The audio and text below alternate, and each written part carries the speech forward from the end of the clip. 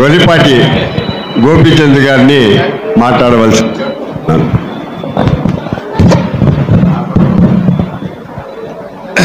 అందరికీ నమస్కారం. ఈ రామకృష్ణ నాట్య మండలి 50 వసంతాలు పూర్తి చేసుకున్న సందర్భంగా ఏర్పాటైన ఈ సభకు విచ్చేసినట్టు 50 మంది కళాతృష్ణ గల వ్యక్తులందరికీ కూడా అభినందనం, నమస్కారాలు. ముఖ్యంగా పౌరాణిక నాటకాలు మరి రామకృష్ణారావు గారి, మేమైతే ఆయన నెరగం, ఇప్పుడే మీరు చెప్తున్నారు, ఆయనలో ఉన్నటువంటి కళాతృష్ణని వారి సంతానం, ఇందాక మా భవిష్యత్ చెప్పాడు కదా, భవిష్యత్తు లిస్టు మొత్తం ఇక అవసరంలా all Jonnalagadda like that only.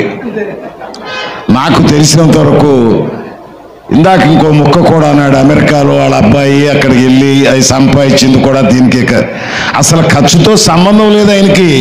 ఎందుకంటే ఆయనకి వర్రీ ఉండదు. ఈ కళాతృష్ణ ఉండవాడు, ఆ కుటుంబం ఆనందంగా ఉంటుందంటే ఇక అటువంటి వర్రీస్ ఏమి ఉండవు. దానిలో తృప్తినే వాళ్ళు చూస్తారు. కొన్ని వందల మంది కళాకారులను తయారు చేయించి మరి ఎవరండి ఈ రోజున పౌరాణిక నాటకాలు కూడా వేస్తున్నారంటే ముందల వాటి మీద గ్రంథ పఠనం చేయాలి. ఒక నటుడు ఒక పాత్ర వేశాడు అంటే అది ఆషామాషి విషయం కాదు. దాంట్లో ఆ పాత్రలోకి పరకాయ ప్రవేశం చేయాలి. మొత్తం అంతా తెలుసుకుని ఉండాలి. లేకపోతే ఏదో డ్యాన్స్ మీదకి వచ్చేసి ఏదో అది ఇది అని చెప్పేస్తే కుదరదు. అందుచేత వాళ్ళు సద్గుణ సంపన్నులు అయి ఉంటారు, ఖచ్చితంగా అనుమానమే లేదు. క్షమించాలి, బ్రహ్మజ్ఞానులై ఉంటారు బ్రాహ్మణులు, దాంట్లో అనుమానం ఏమాత్రం అవసరం లేదు. దాంట్లో ఎక్కడ చూసినా ఈ కళాకారుల్లో అగ్రభాగం కారణం వాళ్ళకి ఈ పౌరాణిక వీటి మీద మంచి అవగాహన ఉండటం వల్ల ఈ రకంగా ఈ ప్రదర్శనలు ఇవ్వగలుగుతున్నారు. ఇవాళ ఇక్కడికి దేవుడికి దండం పెట్టుకుంటున్నామంటే ఆ బ్రాహ్మణుల పుణ్యం. వాళ్ళు భగవంతుడి గురించి ఈ పాత్రల ద్వారా, ఈ నాట్యాల ద్వారా ప్రచారం చేయటం వల్ల భగవంతుడు ఉన్నాడు.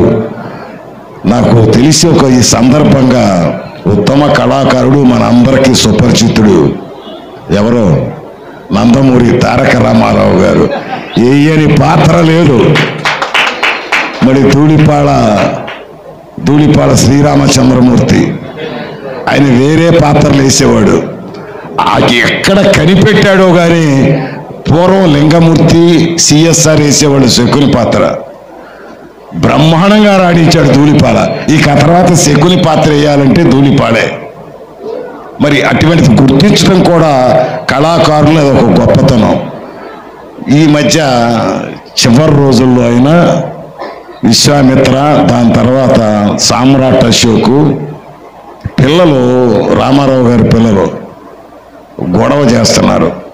విశ్వనాథది కవి సార్వభౌమ బాపు డైరెక్షన్లో తీస్తంటే దగ్గర వాళ్ళతో చెప్పి ఈ సినిమాలు ఎవరు చూస్తారు, ఇవాళ నాన్నగారు అనవసరంగా వీటికి పెడుతున్నారు అది అంటే పిల్లలు ఇట్ట బాధపడుతున్నారు అంటే సందర్భోచితంగా చెప్తున్నా. అంటే ఒక్కటే మాట అన్నాడు ఆయన, ఏడ్చారు. వాళ్ళ తాతగాడి ముళ్ళేమన్నా తీసుకొచ్చి పెడుతున్నావా, మా కళాతృష్ణని మేము తీర్చుకోవాలి, ఆ పాత్రని వేయాలనుకున్నాను, వేస్తానంతే అని సమాధానం చెప్పినటువంటి. ఎందుకు చెప్తున్నారంటే ఆయన పిల్లలు మొత్తం అంతా అదే ఘాటున పడ్డారు. అది దీని వ్యవస్థాపకుడి మీద ఉన్నటువంటి ఆ కుటుంబానికి ఉన్నటువంటి గౌరవం అని చెప్పి మనం చేసుకుంటూ మరి ఇటువంటి ఈ కళలు రాణించాలంటే ఇటువంటి మహానుభావులు ఉండాలి. ఇటీవల ఉగాది పురస్కారం కూడా అందుకున్నారు రాష్ట్ర ప్రభుత్వంతో. ఈ ప్రతిభని గుర్తించేటువంటి నాయకత్వం ఈ రోజున మరి అధికారంలో ఉండి ఉగాది పురస్కారానికి ఆయన్ని గుర్తించింది అని చెప్పి సందర్భానికి అభినందనలు తెలియజేసుకుంటూ థ్యాంక్ యూ.